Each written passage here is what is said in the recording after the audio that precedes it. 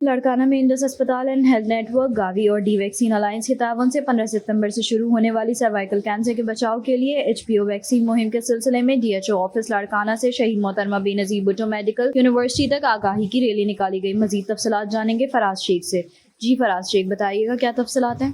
جی، آپ کو بتاتا چلوں کہ لاڑکانہ میں انڈس اسپتال اور ہیلتھ نیٹ ورک گاوی اور دی ویکسین الائنس کے تعاون سے ڈسٹرکٹ ہیلتھ آفیسر لاڑکانہ کی جانب سے ڈی ایچ او آفس سے چانکا میڈیکل اسپتال تک 15 ستمبر سے شروع ہونے والی سروائیکل کینسر سے بچاؤ کے لیے پی ایچ وی ویکسینیشن مہم کے سلسلے میں آگاہی ریلی نکالی گئی۔ ریلی میں صحت کے شعبے کے ڈاکٹرز، کمیونٹی مڈ وائفز اور دیگر عملے نے بڑی تعداد میں شرکت کی اور ہاتھوں میں بینرز اور پلے کارڈز اٹھا رکھے تھے۔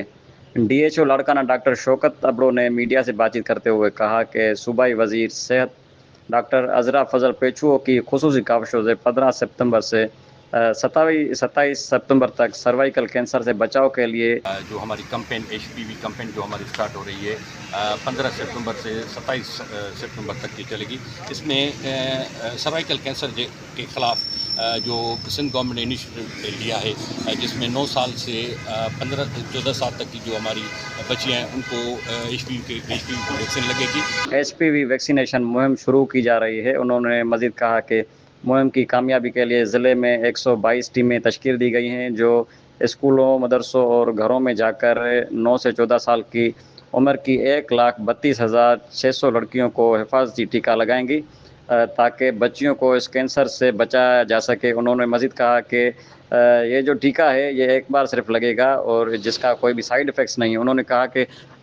ڈسٹرکٹ کی جو انتظامیہ ہے جس میں پولیس آتی ہے، دیگر انفورسمنٹس آتی ہیں، ان کی جانب سے مکمل طور پر سہکار جاری ہے ہمارے ساتھ، اور جو ٹیمیں ہیں ایل ایچ وی کی جو ویکسینیشن بچیوں کو کریں گی تو اس میں لیڈی پولیس بھی جو ہے وہ فراہم کی گئی ہے تاکہ ناخوشگوار کوئی واقعہ پیش نہ آ سکے۔ جی